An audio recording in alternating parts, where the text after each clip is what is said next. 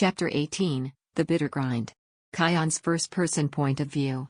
The weeks blurred into a monotonous cycle of pain, frustration, and exhaustion.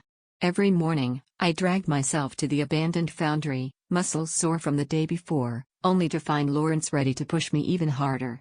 By now, I had spent 5 weeks learning the rigid fundamentals of Shotokan karate. The stances, blocks, and strikes were drilled into me repeatedly until they were second nature, though Lawrence never seemed satisfied. Again, he barked one morning, pacing around me as I practiced the same sequence for what felt like the 100th time. "Your stances are sloppy. Feet apart. Don't lean forward, your balance is everything." I gritted my teeth and adjusted my position, sweat dripping down my face. "Lawrence is sharp." I caught every mistake, every misplaced step. "Good," he said after a while, nodding reluctantly. "Now, forget all of that." I blinked, lowering my fists. "What?" "Time for something new," he said, dragging a wooden dummy into the center of the room. I stared at the contraption, its arms jutting out at odd angles. "Is this kung fu training?" Lawrence snorted, giving me a look like I'd just said the dumbest thing he'd ever heard. "Kung fu? What, you think you're in a martial arts movie now? Wing Chun isn't about fancy flips or showing off. It's about survival." He stepped up to the dummy, his movements suddenly fluid and precise. His hands snapped out in rapid strikes, each one landing with a solid thud. Wing Chun is for close-quarters combat. It's about controlling the centerline, deflecting attacks, and hitting fast and hard where it counts. Vampires won't give you time to wind up a big punch. They're faster than you. Stronger. You need something that works when they're already in your face. I stepped forward, mimicking his stance as best I could.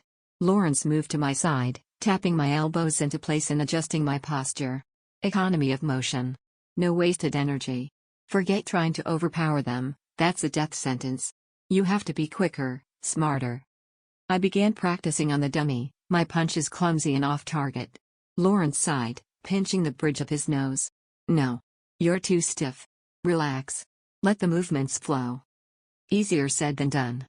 My arms felt like lead, my muscles rebelling after weeks of training. Each strike against the dummy felt awkward, like I was trying to fight underwater. "That's enough for now," Lawrence said after what felt like hours. "We've got more to cover." He tossed me a blindfold, his tone making it clear this wasn't a request. Observation training. "Put it on." I tied the blindfold around my head, the world plunging into darkness. What's the point of this? Flux isn't just about hitting harder or moving faster. It's awareness.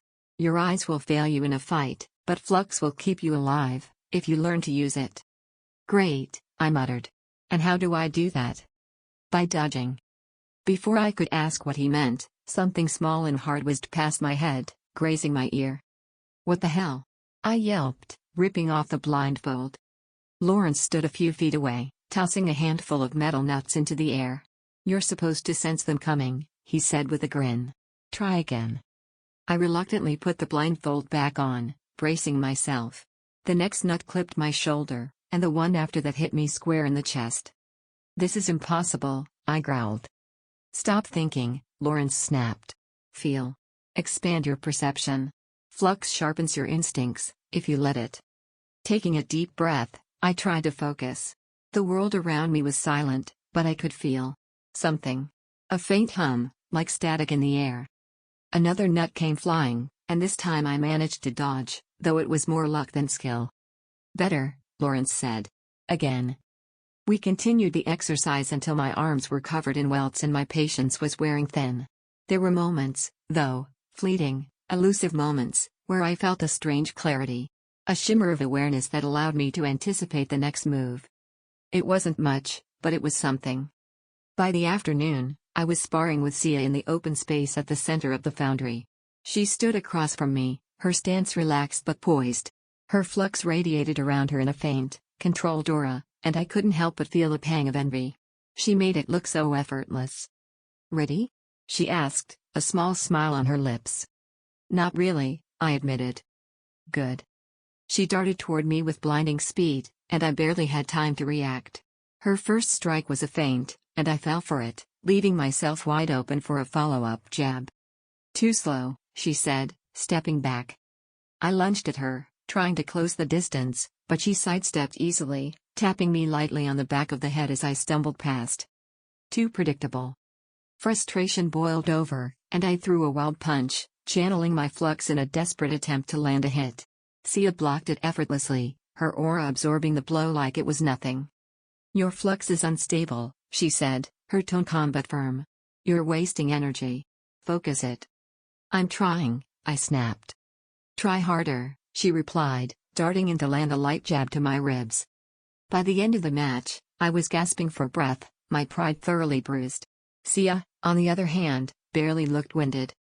"You'll get there," she said as we sat on the floor, cooling off. "It's hard, I know. When I was training, I felt like I'd never get it. But you have to trust the process. Keep pushing, even when it feels like you're going nowhere." Her words were comforting, though my frustration lingered. The next day at school, Peter wasted no time pointing out the fresh bruises on my arms and face. "Let me guess," he said, leaning against my desk with a grin. "You got into another fight?" "Something like that," I muttered, pulling my hood up. Peter squinted at me, his expression a mix of curiosity and concern. "You've been acting weird lately. Sneaking off, looking like you got hit by a truck. Come on, Kyon, what's going on?" "Nothing," I said quickly. "Just stress." "Right," Peter said, clearly unconvinced. "Well, if you ever want to talk about it, you know where to find me." Later that evening, I caught my reflection in the bathroom mirror and froze. For a split second, my eyes weren't their usual dark brown, they glinted red, like smoldering embers. I blinked, and the color was gone, but the image lingered in my mind. I shook my head, trying to dismiss the thought. But deep down, I knew something was changing. And it terrified me.